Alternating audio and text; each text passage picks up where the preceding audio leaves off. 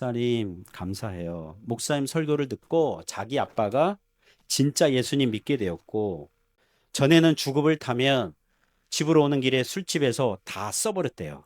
그럼 엄마가 뭐 남의 집 빨래 해주고, 뭐 옷감 가져와서 뭐 짜주고, 뭐 그런 일 하면서 막 근근히 뭐 그렇게 생활을 했는데, 아빠가 주급을 타면 술집 들리지 않고 집에 온대요. 주급을 엄마에게 준대요. 그 엄마가 그 주일학교 어린이의 고백이 이런 거예요. 목사님, 고기 처음 먹어봤어요. 왜 이렇게 남편이 갖다 주니까? 아빠가 엄마한테 돈 갖다 주니까 고스란히 갖다 주니까 그래서 감사하다고. 그럼 주님께서 그 아빠 형제에게 얘기하겠죠. 네가 주급을 타면 술집에 들리지 않고 집에 아나에게 갖다 줘서 그게 너 자기 부인했고 자기 십자가 지고 가족 부양하는 거잖아요. 나를 따른 거야.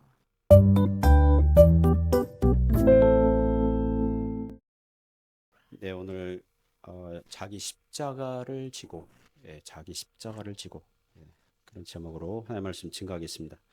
오늘은 종료주일로 지키고 있습니다. 예수님께서 우리 죄를 대속하시려고 십자가 지신 주간을 기념하고 있습니다. 1세기 문화에서 그리스 로마 문화에서 이 십자가는 끔찍한 사형 도구였죠. 하지만 예수님으로 말미암아 모든 신자들이 사랑하는 구원의 상징이 되었습니다. 그리고 예수님의 십자가 삶을 따라가는 모든 성도들의 모범이 되고 있습니다. 종료주일 또 고난주간 맞이해서 우리가 어떤 삶을 살아야 되는지 또 어떻게 주님 따라가야 되는지 돌아보는 시간이 되길 바랍니다. 몇 가지 교훈으로 은혜를 나누겠습니다. 오늘 성경이 우리에게 주는 첫 번째 교훈은 십자가의 삶이 모든 신자의 삶의 모델이라는 것입니다. 십자가의 삶이 모든 신자의 삶의 모델이라고 합니다. 24절에서 교훈합니다. 같이 읽습니다. 이에 예수께서 제자들에게 이르시되 누구든지 나를 따라오려거든 자기를 부인하고 자기 십자가를 지고 나를 따를 것이니라. 아멘. 자, 이 말씀은 바로 직전, 바로 이전 본문에서 베드로를 비롯한 제자들이 예수님께 신앙 고백했습니다. 예수님은 그리스도시요 살아계신 하나님의 아들이십니다. 이 신앙 고백했고 예수님 칭찬하셨어요. 거기까진 좋았어요. 제자들은 이렇게 생각했습니다. 앞으로 예수님께서 예루살렘에 입성하시며 왕이 되실 것이고 그러면 우리는 고관대작이 되어서 세상의 영광과 칭찬과 부와 명성을 얻겠구나. 이렇게 기대를 했던 모양입니다. 하지만 예수님께서 앞으로 십자가를 지실 것이라고 그러시고 3일 만에 부활을 할 것이라고 예고하십니다. 제자들은 이해를 못해요. 부활이라는 말은 들리지도 않아요. 예, 고난받고 죽는다. 요게 너무 충격적인 거예요. 그래서 베드로가 나서서 예수님을 만류합니다. 주여 그리 마옵소서. 이 일이 결코 주께 미치지 아니하리라. 베드로는 생각하기를 그리스도시라면 하나님께서 보내신 메시아라면 예수님 믿는 사람들이라면 이 세상에서 영광을 얻고 사람들 통치하고 칭찬과 존경과 모든 인기를 다 얻어야 되는데 예수님께서 고난을 받고 죽으셔야 한다니요. 그럴 수 없습니다. 이에 예수님께서 베드로를 책망하시고 베드로를 포함한 다른 제자들에게도 오늘 본문의 말씀을 하시는 것입니다. 24절에서 이렇게 시작하죠. 이에 예수께서 제자들에게 이르시되 누구든지 나를 따라오려거든. 자, 이 말씀은요. 목사와 장로, 권사들에게만 해당되는 거 아닙니다. 목사, 선교사, 뭐 신학생들에게만 해당되는 거 아니에요. 믿음이 좋고 신앙생활 연륜이 뭐 최소 20년, 30년 이상 된 성도들에게만 해당되는 거 아니에요. 누구에게 해당되는 겁니까? 누구든지예요.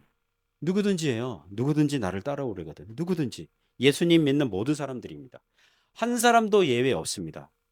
초신자도 예외가 없습니다. 주일학교 어린이도 예외가 없고 노년 성도도 예외가 없습니다. 누구든지 나를 따라오려거든. 예수님을 믿고 살고자 하는 자는 이런 거죠. 자, 어떻게 하라고 합니까? 자기를 부인하고 자기 십자가를 지고 나를 따를 것이니라. 자기를 부인한다. 이거는 무슨 뜻이냐면 하나님의 뜻과 맞지 않는 하나님의 말씀과 반대되는 이 개인의 육신의 생각과 이기적인 욕심을 거절하라는 거죠. 그 제안을 받아들이지 말라는 거죠.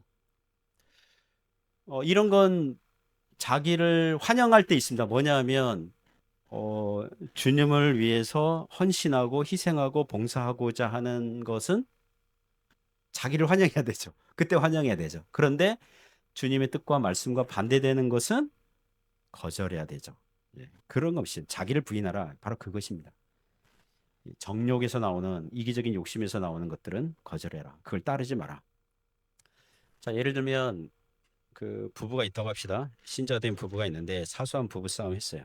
부부가 생각하기를 혼자 살 때 편했는데 결혼해서 사니까 불편해. 내가 왜 배우자에 맞추면서 살아야 돼?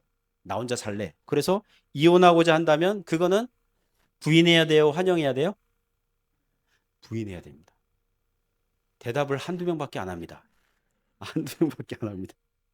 왜냐, 이혼은 하나님 뜻이 아니잖아요. 배우자가 음행을 하지도 않았는데, 배우자가 심각하게 신앙을 핍박하지도 않았는데, 배우자가 가출해서 딴 살림 차리고 있지 않는데, 도박이나 중독에 빠지지 않았는데, 다만 성격이 안 맞는다는 이유로, 잔소리가 심하다는 이유로 헤어지려고 한다면, 그건 육신의 생각과 이기적인 욕심에서 나오는 것이기 때문에 그때는 자기를 부인해야 한다는 것입니다. 예수님은 자기를 부인하고 여기에 하나 더 추가하십니다. 그림 언어로 이제 구체화하시죠. 자기 뭐를 져요? 십자가를 지고.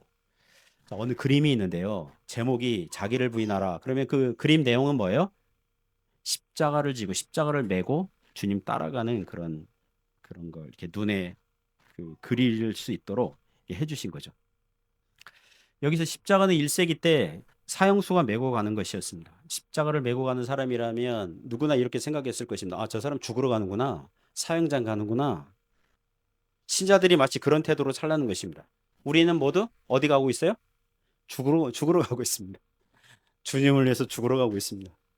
나는 생명을 내놓고 사는 사람입니다. 제 그 부목사 때 그 선배 노회에 가면 노회에 갔을 때 교육하는 선배 목사님 한 분이 저희들에게 이렇게 얘기했습니다. 후배 목회자들에게, 전도사 목사들에게 제가 목사 이행시를 하겠습니다. 이러면서 자, 한번 운을 띄워보세요. 목을 내놓고 사는 사람. 뭐 이렇게 얘기하더라고요. 목을 내놓고 사는 사람. 그래서 야, 이게 생명 걸고 해야 되는구나. 자, 바울 서신서에 나오는 표현을 사용하면 나는 세상에 대해서 죽었고 세상도 나에 대해서 죽었고 나는 십자가에 내 정욕과 욕심을 못 박았고 나는 나를 위해서 살지 않고 예수님을 위해서 사는 사람이고 내 안에 사는 이 그리스도시니 이제 내가 육체 가운데 사는 것은 나를 사랑하사 나를 위하여 자기 몸을 버리신 예수님을 위해서 사는 사람입니다. 이런 표시, 이런 향기, 이런 티를 팍팍 내면서 살라는 것입니다. 그렇게 예수님 따르라는 것입니다. 우리가 자기 십자가를 지고 갈 때 예수님 뭐 하고 계십니까? 우리 앞에서 십자가 지시고 이미 가셨어요.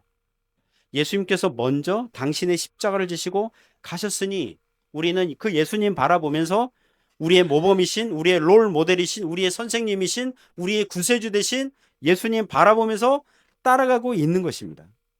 여기서 하나 교훈을 추가하자면 24절 말씀 시제 있잖아요. 시제가 현재 시제입니다. 현재 시제예요. 현재 신자들이 이렇게 살아야 하고 평생에 걸쳐서 반복하면서 살아야 되는 것, 그것입니다. 누가복음 9장에도 같은 말씀이 있는데요. 거기는 부사 하나가 추가되어 있습니다. 뭐냐면 날마다 자기 십자가를 지고 나를 따를 것이니라.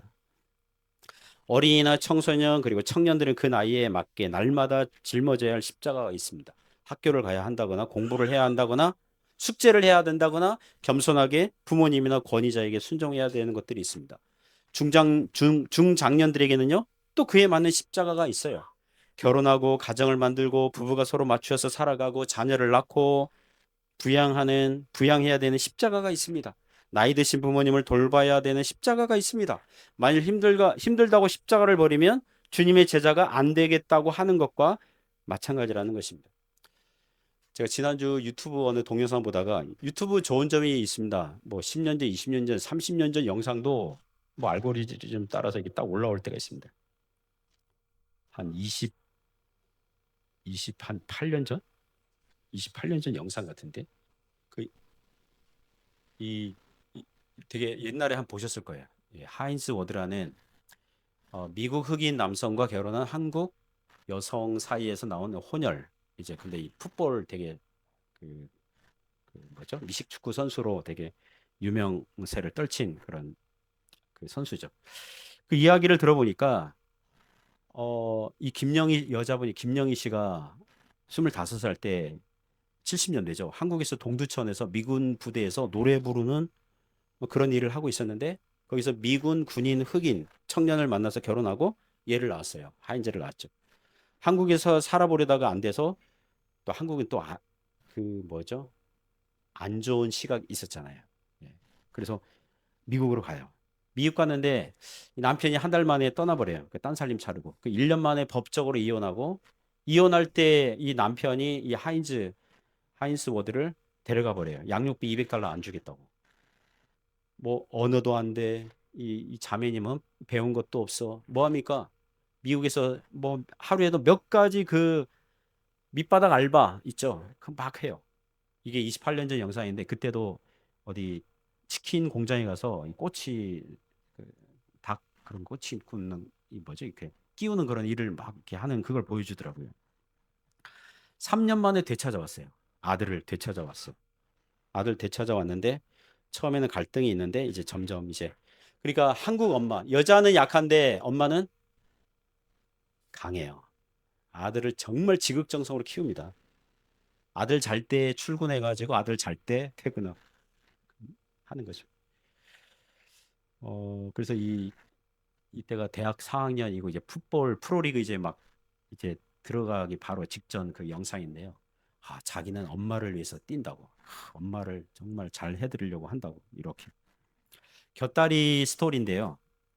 이 자매님이 미국 가니까 또 교회 다녔나 봐요. 한인교회 가겠죠? 한인교회 가니까 한국 사람들끼리 결혼하고 그리고 백인 남성과 결혼한 한국 여자는 환영을 받는데 흑인 더구나 한국 땅에서 미군 흑인 남성과 결혼해서 온 한국 여자는 무시하는 거예요. 환영받지 않는 거예요. 그러니까 따로 또 재밌어요, 미국은. 그런 자매님들끼리 교회를 하나 만들었어요.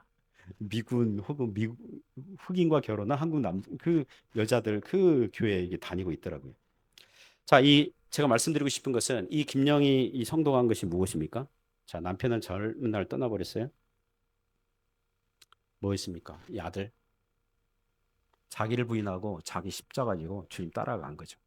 아들을 지극정성으로 키운 것입니다. 이 아들이 얘기하더라고요. 아빠랑 새엄마 밑에 서 있었을 때는 제대로 먹지 못하고 제대로 입지 못했는데 엄마는 아침 다 준비하고 출근하고 시시때때로 옷 사주고 이 엄마의 사랑에 감동해가지고 예? 제가 그걸 보면서 야 자기를 부인하고 자기 십자가하고 주님 따른다. 이걸 일상생활에서 하는 것입니다. 일상생활에서 한 거죠. 찬송가 456장 보면은 이런 가사가 있죠. 거친 세상에서 실패하거든 뭐 할까요? 그 손 못자국 만져라 고된 일하다가 힘을 얻으리 그 손 못자국 만져라 그 손 못자국 만져라 그 손 못자국 만져라 주가 널 지키며 인도하시리 그 손 못자국 만져라 얼마나 연습 많이 했는지 모릅니다. 그 손 못자국 만지라 그러는데 거친 세상에서 실패하거든. 고된 일 하다가 2절에 보면 뭐 어둠 속을 뭐 어쩌고 혼란스러울 때 근데 어떻게 해야 되지? 신앙생활 제대로 하는 건 맞나? 하나님 왜 나한테 이렇게 하시죠? 여기 혼란스러울 때 뭐 하라고요? 그 손 못자국 만져라. 십자가를 바라보라는 것입니다. 십자가를 우리를 위해서 십자가를 지시고 먼저 걸어가신 그 주님을 바라보면서 우리는 뭐예요? 자기 십자가, 우리에게 주어진 자기 십자가, 우리 인생에게 주신 자기 십자가, 나 아니면 안 되는, 다른 사람이 질 수 없는 나에게 주어진 십자가 짊어지고 주님 따라가라는 것입니다. 그게 십자가의 삶이에요. 십자가의 삶. 인생 살다가 그런 걸 종종 느낍니다. 아, 주님도 십자가 지시고 가셨구나. 하나님 아버지께서 주신 십자가. 하나님 아버지에게 순종하시면서 가셨구나. 저도 목회하면서 불평이 슬그머니 올라올 때가 있거든요. 제 동기 목사님 카톡 단체방 보면 동기 모임 했다 그러고, 또 한국은 어떻게 보면 사역을 뭐라 그럴까요? 좀 안락하게 하는 것 같고, 물론 나름대로 다 어렵겠죠. 그분들 다 어렵겠죠. 근데 이게 굉장히 괜히 비교의식 생기고 부러운 눈으로 막 쳐다볼 때 문득 나에게 불평이 오죠. 불평이 찾아옵니다. 나만 왜 힘든 곳에서 목회를 하고 있지? 이렇게 불평과 원망이 싹 생길 때가 있습니다. 지난주에는 저기 이웃도시 어느 한인교회 목사님과 통화했습니다. 그분이 다른 나라 갔다가 심천항공으로 돌아오는데 심천항공에서 붙잡힌 거예요. 그러니까 이그 상무 비자, M 비자인가 뭐 그랬나 봐요. 왜 이렇게 자주 다니냐? 그래서 휴대폰 내놓으라고 검사하겠다고. 그래서 휴대폰을 이렇게 꺼내고 있는데 또 공안이 이런 질문 하더래요. 도대체 왜 중국에 이렇게 자주 오냐? 그러니까 마침 자기 교인이 부탁한 가방 그 샘플이 있었답니다. 자기 트렁크에 가방 샘플이 있었대요. 그래서 휴대폰을 이렇게 꺼내다가 다시 돌아놓고 트렁크 탁 열고 이 가방 샘플 찾고 있다. 중국에서 이런 가방 샘플 찾아서 중국에서 이런 거 사려고 한다. 그러니까 중국에서 뭐 사려고 한다 그러니까 이 공안이 자기 위 상사 얘기해가지고 이 사람 문제 없는 것 같다. 보내줘야 된다. 중국에서 뭐 사려고 하는 것 같다. 이러면서 그렇게 왔대요. 집에 와서 여러분 스트레스가 네 글자잖아요. 스트레스 네 글자인데 두 글자로 줄이면 뭔지 아세요? C급. C급한 거예요. C급해가지고 집에 와서 굉장히 그다음 이 후속 스트레스 막 왔대요. 그래가지고 그런 얘기 하더라고요. 그런 얘기 하면서 만약 자기가 휴대폰 제출했으면 오 목사님도 무사하지 못했을 겁니다. 내 휴대폰 번호에 오 목사님 전화번호가 있었는데 그런 소식 이렇게 하면서 왜 이렇게 힘든 곳에서 사역을 하고 있죠? 자, 그때 누구를 봐야 된다고요? 주님 바라봐야 돼요. 십자가를 지시고 먼저 걸어가신 우리 주님 바라보시기를 축원합니다. 우리 주님은 무엇을 하셨는데요? 하늘 보자 버리시고 이 낮고 낮은 땅 위에 오셨잖아요. 영원하신 하나님께서 무한하신 하나님께서 육신을 입으시고 이 땅에 오셨고 하늘의 왕이신데 고난 받으시고 멸시 천대 받으시고 십자가의 길을 가셨단 말이에요. 우리를 살리시려고요. 내가 어둠 속을 걸어갈 때에 2절이거든요. 그 손못 자국 만져라. 사랑하는 성도 여러분, 그 손 못 자국 만지시기 바랍니다. 그러면 내가 감사할 게 많구나. 정말 좋은 선물들 많이 주셨구나.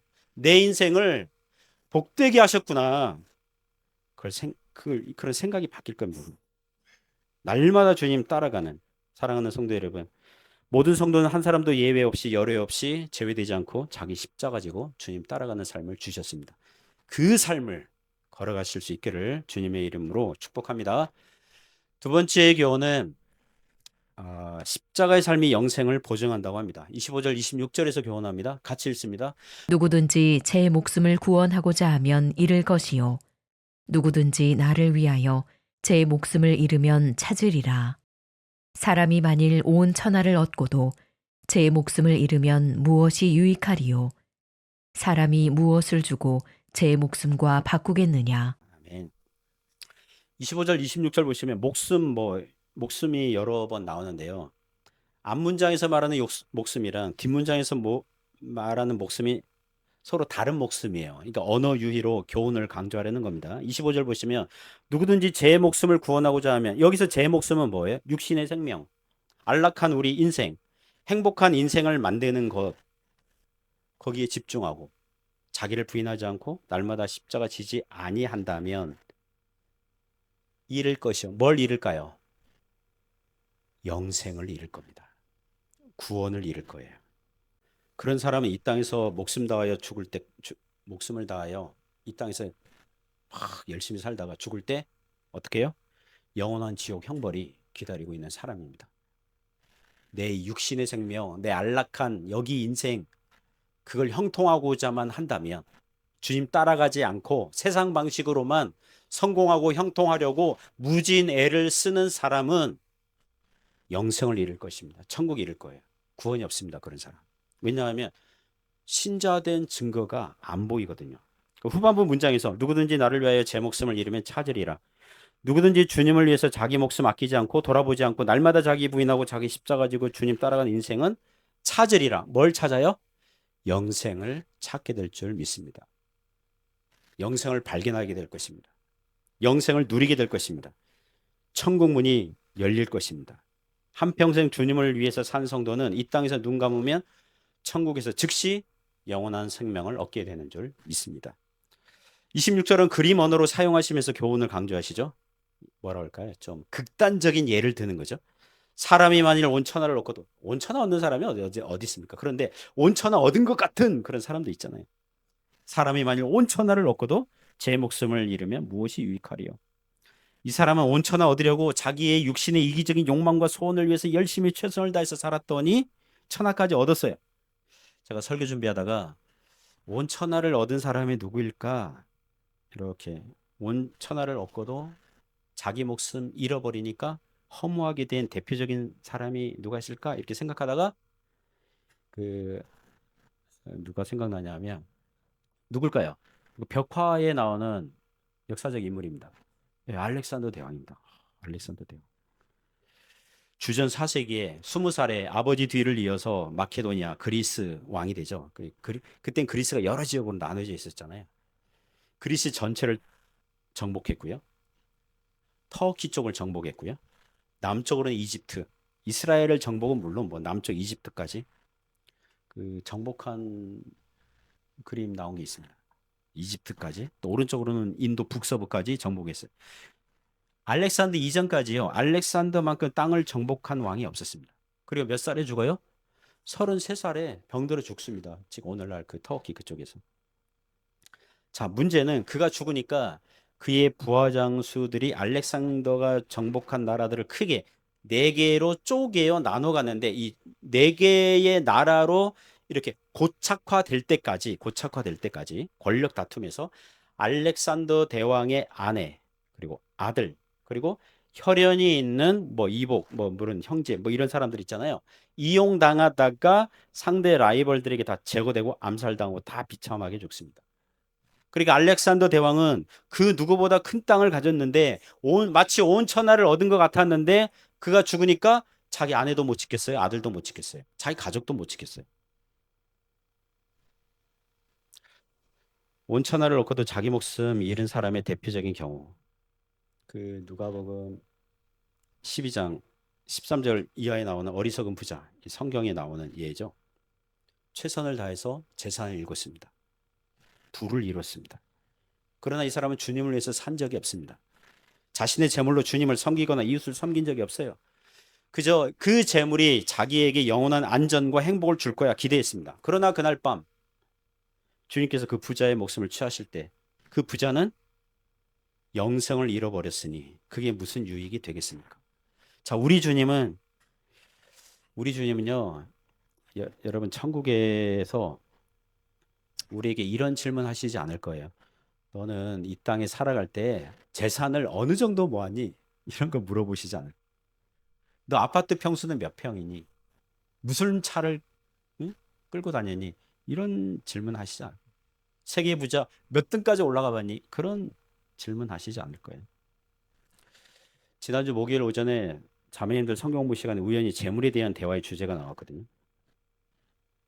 그러다가 왜 하나님은 우리에게 많은 재물을 주시지 않을까요? 왜 부자 되게 하시지 않을까요? 그런 얘기 나왔습니다. 우리는 하나님께 이런 식으로 기도할 때가 있다는 거죠. 하나님, 돈 좀 많이 주세요. 좀 재물을 많이 주세요. 많이 주셔도 제가 타락하지 않을 테니까 걱정하지 마시고 좀 재물을 많이 주세요. 이렇게 기도할 때 있잖아요. 자, 하나님께서 주세요, 안 주세요? 안 주세요. 혹자는 하나님 깍쟁이라고 그러더라고요. 부족하지도 않지만 그렇다고 넘치게도 아니하시고 딱 적당한 만큼만 하나님 깍쟁이신 것 같다고 이렇게 얘기하는 분도 있어요. 하지만 우리는 성경의 경고를 주의 깊게 들어야 됩니다. 인류 역사상 최고의 부자 솔로몬 왕이 말년에 심한 타락을 했다는 걸 우리는 주의 깊게 봐야 돼요. 우리 하나님은 속지 않아요. 하나님 저에게 재물을 많이 주셔도 죄 짓는 데 사용하지 않을 테니까, 타락하지 않을 테니까 걱정하지 마시고 많이 주셔도 돼요 라고 기도하여도 하나님 우리를 너무나 잘 아세요. 너무나 잘 아세요. 이 땅의 재물에는 도둑이 들거나 녹이 슬거나 막 그래요. 재물이 많으면 우리의 기도하는 시간이 상당수 줄어들 겁니다. 굳이 하나님을 의지하지 않아도 된다고 여길 수도 있습니다. 저는 요새 개인적으로 우리 선배 목사님들, 한국의 유명한 목사님들, 그분들의 말로 그분들이 은퇴하고 그 이후에 어떤 스토리를 보거든요. 개척교회를 했어요. 고생고생하면서 교회를 크게 성장시켰어요. 많은 사람들이 그분의 설교를 듣고 회심하고 은혜 받고 존경했어요. 다 그런 건 아니지만 그분들이 은퇴할 때 어떻게 합니까? 말년에 자기가 이룬 교회의 그 재산에 대한 욕심 가지고 자기 핏줄이나 혈연에게 담임 목사 자리 세습하거나, 은퇴 나이가 되었는데 은퇴하지 않아요.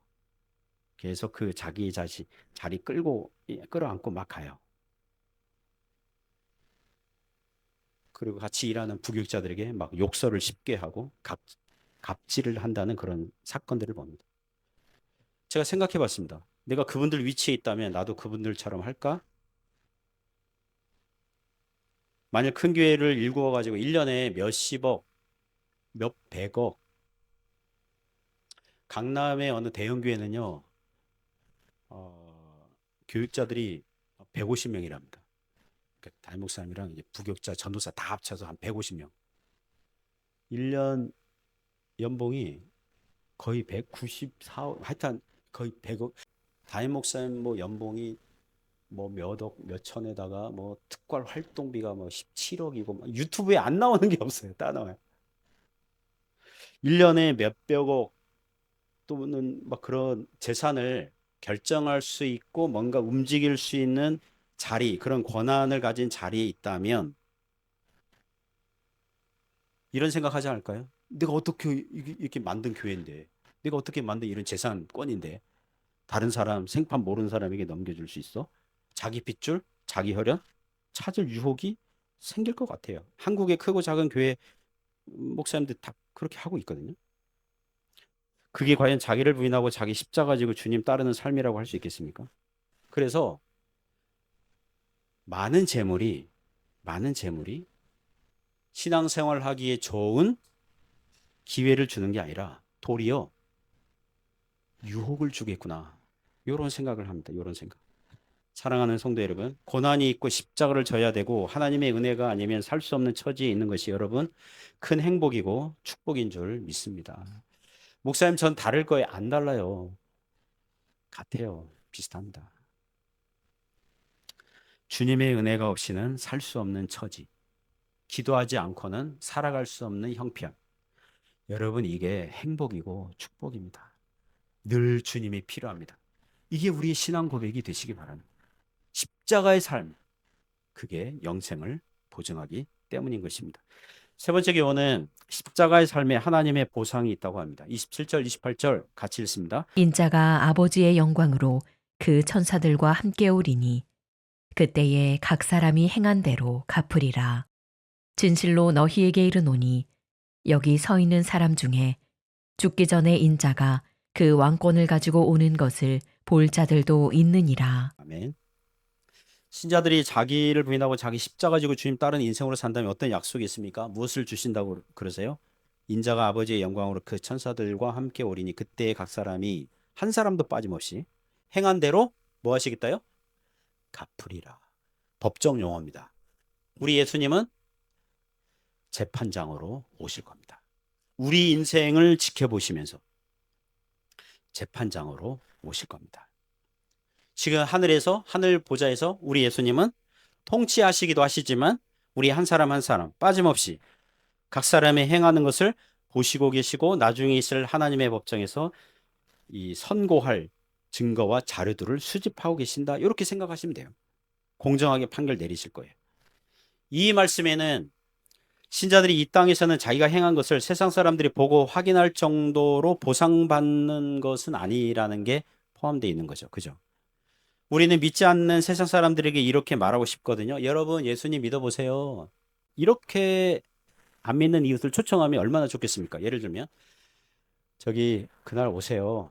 예수님 믿어보세요. 예수님 믿으면 저처럼 돼요. 저처럼 축복을 다른 사람들과 비교해서 엄청나게 받고, 자식들 다 잘 됐고, 그 누구보다 재물이 많아졌고, 부동산만 해도 한 수만 평 되고, 제 회사 직원들이 수천 명 되고, 예수님 믿었더니 이렇게 됐어요. 그러니까 당신도 예수님 믿어보세요. 그러면, 오, 그럴까요? 그러는데, 현실은 어떻습니까? 예수님 믿어보세요. 저처럼 돼요. 어떻게 됐는데요? 어, 비슷하거든요, 우리는. 안 믿는 세상 사람들과 비교해가지고 대동소이하거든요. 믿는 사람이라 그래가지고 안 믿는 사람들보다 더 부자가 되고, 더 세상에서 잘 되고, 자식들이 안 믿는 사람보다 더 잘 되고, 가만 보니까 비슷한 것 같아요. 믿거나 안 믿거나, 믿는 사람이든 안 믿는 사람이든, 세속적인 가치관으로 환산을 한다면, 그냥 비슷한 것 같다고요. 그래서 우리가 내미는 카드가 무엇입니까? 아, 그래도 마음의 평안은 얻을 수 있어요. 그럼 절간 나이는 사람이 뭐라고 그럴 거예요? 나도 절간 나이면서 마음의 평안을 얻는데, 뭘로 내세울 겁니까? 무슨 카드로? 여러분, 안 믿는 세상 사람들을 설득할 만한 것이 별로 없어 보입니다. 다른 점이 있다면 일요일에 교회당에 가고 기도하고 성경 읽고 봉사하고 전도하는 행위들. 그게 뭐 대수롭게 보입니까? 그런데 우리 주님께서는 하늘에서 재판장으로 뭐 하고 계신다고요? 지켜보고 계시고 함께 하시고. 때가 되어 아버지의 영광으로 천사들과 함께 오셔서 그때 각 사람의 행한 대로 갚아주리라. 할렐루야. 아멘입니까? 28절에 제자들에게 예수님께서 재판장으로 오실 것을 맛보기 미리 보기처럼 보여주는 사건을 언급하십니다. 진실로 너희에게 이르노니 여기 서 있는 사람 중에 죽기 전에 인자가 뭘 가지고 와요? 왕권을 가지고. 재판장이자 왕. 오는 것을 볼 자들도 있느니라. 예수님께서 왕권 가지고 오는 걸 본다. 이건 재림 사건을 얘기하는 거 아닙니다. 아직 재림하시지 않으셨기 때문에 제자들이 다 못 보고 죽었잖아요. 그렇다면 제자들 중에 몇 사람은 예수님의 왕되심을 살짝이나마 본 사건이 있다면 마태복음 그 다음 장 17장에 나오는 변화산 사건이죠. 영광의 모습으로 잠시나마 그 보여주시잖아요. 맛보기, 미리 보기처럼. 그리고 예수님께서 재판장으로 왕으로 오실 것에 대한 그 근거가 마태복음 16장 시간 기준으로 보면 앞으로 오실 십자가와 부활의 영광 그리고 오순절 성령 강림 사건들 그것과 연결시켜서 보면 되겠죠. 성경에 믿는 신자들의 삶을 최종 판결하시고 갚으시고 보장하신다는 약속이 주님 재림하실 때 미래 시간으로 돼 있지만 그러니까 미래 시간으로 돼 있기 때문에 아직 현재 오늘날 우리에게 피부로 다가오지 않을 수 있어요. 피부로. 그러나 우리의 개인의 종말의 시간은 다가오고 있습니다. 시편에 우리 인생이요. 여기서 인생 살면 70, 강건하면 80입니다. 여러분 80 빼기 지금 여러분 나이 해보세요. 여러분 남은 수명이에요. 대략. 한국의 평균 수명이 우리 자매님들이 80대 후반, 남자들이 70, 80대 초반인가 그렇잖아요. 82세, 3세. 자매님들이 87, 막 그렇지 않습니까? 최근에 본 통계가 그랬는데. 목사님 좀 올려주시면 안 돼요? 그러면 90 빼기 지금 나이 해보세요. 그 여러분 남은 수명일 수 있어요. 70세든 80세든 100세든 우리는 죽는 즉시 주님 앞에 그리스도의 심판 앞에 서게 될 것입니다. 그리고 판결을 받을 거예요. 아까 하인즈 워드 워스 그 얘기했는데 내친김에 알고리즘에 의해서 비슷한 사건 15년 전 영상인데요. 2013년 영상인가 그래요. 예, 주디 드레이퍼 이분 성함이 그래요. 한국계 미국인인데 이름이 주디 드레이퍼라는 여성인데 대략 이렇게 보니까 53년생이에요. 53년이면 뭡니까? 한국 전쟁 끝물이잖아요. 그때 한국인 여이순 씨가 미국 흑인 병사랑 결혼했고 애 셋 낳았어요. 그중에 그래서 6살 때 미국으로 왔다고 그러더라고요. 아버지가 근무지가 이제 미국 되고 하는 바람에 갔는데 여기도 이혼해요. 결국은 이혼 하여튼 미국 하여튼 힘들었던 것 같아요. 또 새아빠 왔는데 새아빠가 학대하고. 근데 공부는 잘했어요. 그 6살에 미국 가는데 어린 시절 얘기하는데 인종차별 당한 사건 하나 얘기해 주더라고요. 하루는 친구가 놀러 오래 자기 집에. 그래서 놀러 갔어요. 놀러 갔더니 옷장 속에 이미 자기 친구 2명이 숨어 있다가 2명이 딱 나와가지고 함께 3명이 얘를 마구 때린 거예요. 그 영상이 나온 거예요. 번역하면 이런 거예요. 이 중국 놈아. 그 당시 이 차이니스, 이 중국 놈아 그러면서 아시아 사람들은 다 중국 사람으로 봤다고 그러더라고. 너희 나라로 돌아가. Back to your China 그러면서. 한국인데 기절할 때까지 때렸대. 애들 셋이. 지금 50대 중반에서 60세 그 사이에 판사예요. 미주리 법원의 지방법원 판사예요. 그 어린 시절 얘기하는데 인터뷰하면서 울면서 해요. 눈에 눈물이 그렁그렁 하면서.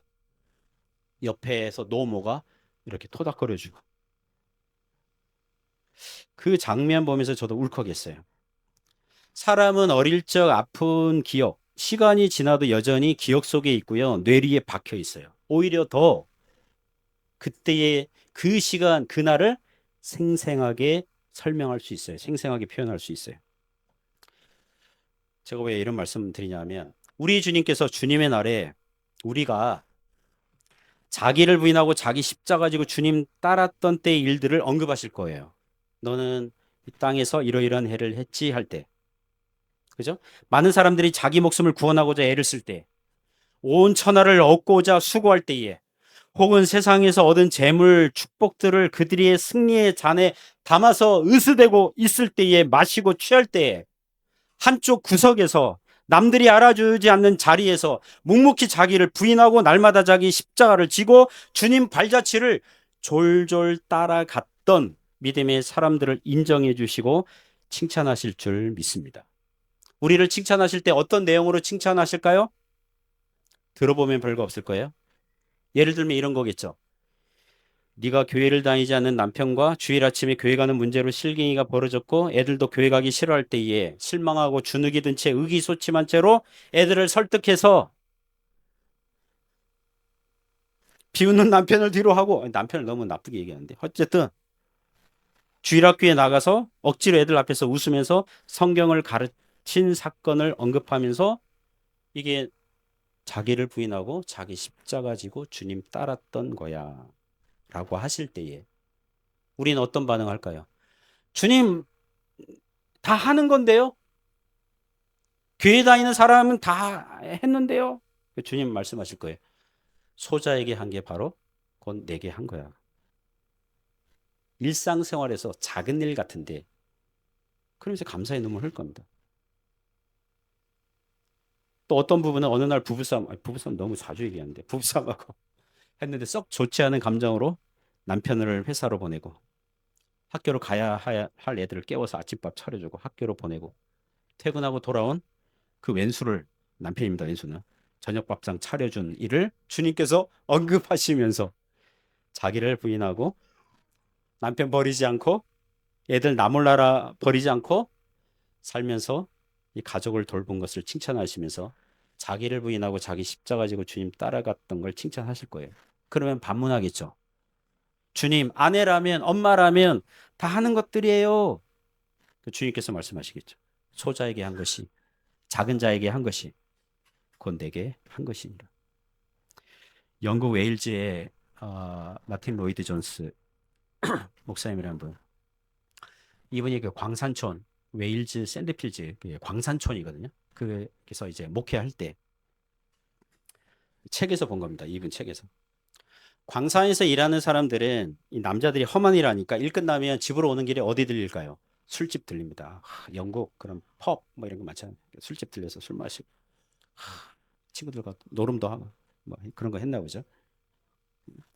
그런 일들이 비일비재한 거죠. 어느 날 주일학교 어린이가 이 목사님에게 감사 편지 썼다는 거예요.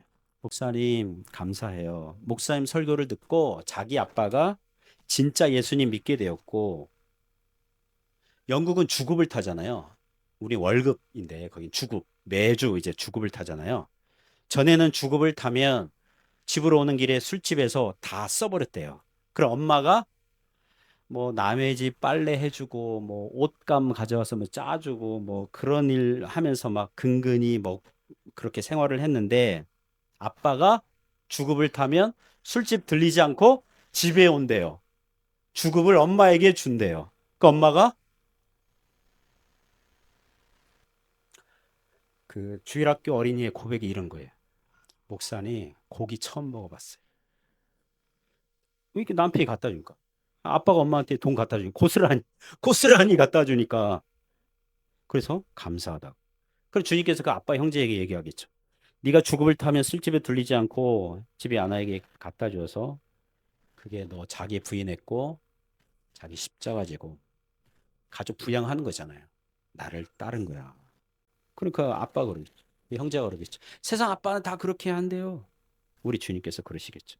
소자에게 한 것이 본되게 한 것이니라. 이웃에게 한 것이 본되게 한 것이니라. 성경에서 이웃 개념이 뭐예요? 나 이외에 다른 사람들은 다 이웃인 줄 믿습니다. 여러분의 가족도 이웃이에요. 사랑해야 할 이웃. 사랑하는 성도 여러분, 예수님 믿으면 자기를 부인하고 자기 십자가 지고 주님 따르기로 하면 여러분 그게 행복입니다. 개인이 행복하고요. 부부가 행복하고 자녀들이 행복합니다. 그러므로 조금만 더 자기를 부인하고 자기 십자가 지고 날마다 주님 따라가시기를 바랍니다. 우리 주님께서 공급하신 은혜와 믿음과 성령의 능력으로 십자가의 삶을 살아가게 하실 것입니다. 거창한 거 원하지 않아요.